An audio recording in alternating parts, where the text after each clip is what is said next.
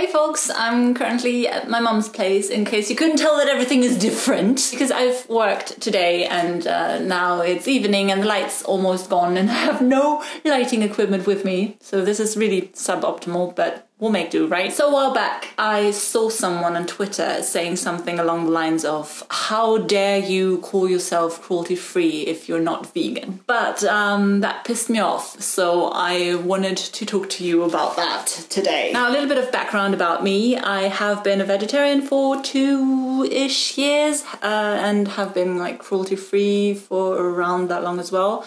I'm mostly dairy and egg-free, but not vegan. So yeah, veganism is kind of a goal for me in the long run, but I'm not there yet.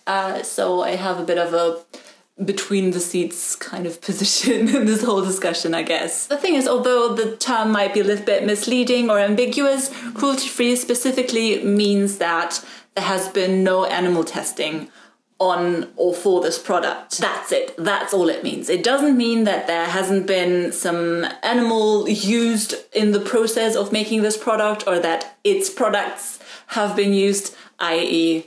non-vegan ingredients. And that's what cruelty-free is about. It's against the testing of animals for cosmetic purposes. That's why if you avoid products that have been tested on animals or whose ingredients have been tested on animals, you're cruelty-free. That's it. That's all there is to it. Of course, it gets a lot more difficult if you look into parent companies and stuff like that, but that's a whole other discussion in the whole community that I'm not going to get into in this video. But then there are some vegans who go about and say, well, but if there are animal ingredients in this product, then it's not cruelty-free because the only way you can source this product is through cruelty.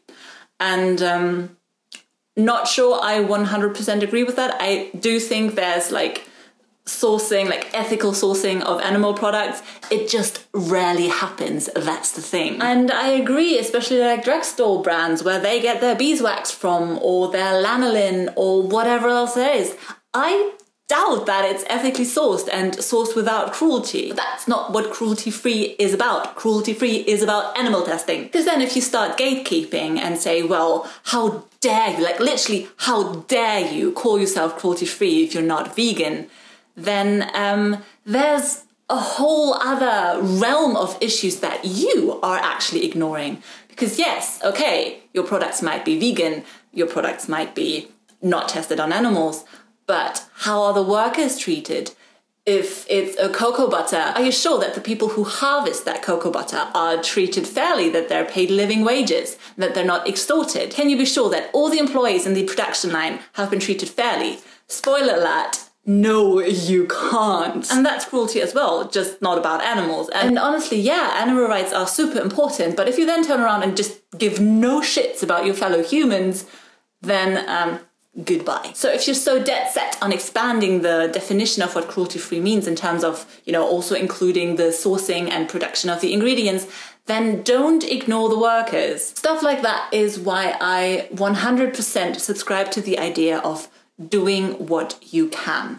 If you've just started out wanting to try cruelty-free cosmetics, but you still buy from companies that belong to a parent company that tests, fine by me. I don't really approve of that and I wouldn't do it myself, but you're starting out, you're testing the waters, fine. If you're not vegan yet, like me, but you want to be, but you don't know how, and also you love cheese, that's fine by me. If you want to eat meat, but you also kind of really want to give it up because of animal cruelty, then and try to reduce your meat consumption, that's great. If you buy completely cruelty-free cosmetics but don't really see a point of moving towards vegan cosmetics, okay, you're doing what you can. And we need to stop gatekeeping in our community because there are so many shitty vegans and there are so many shitty meat eaters, and we don't need to make it harder for ourselves. Because we want people to go vegan, we want people to go vegetarian, we want people to go cruelty-free,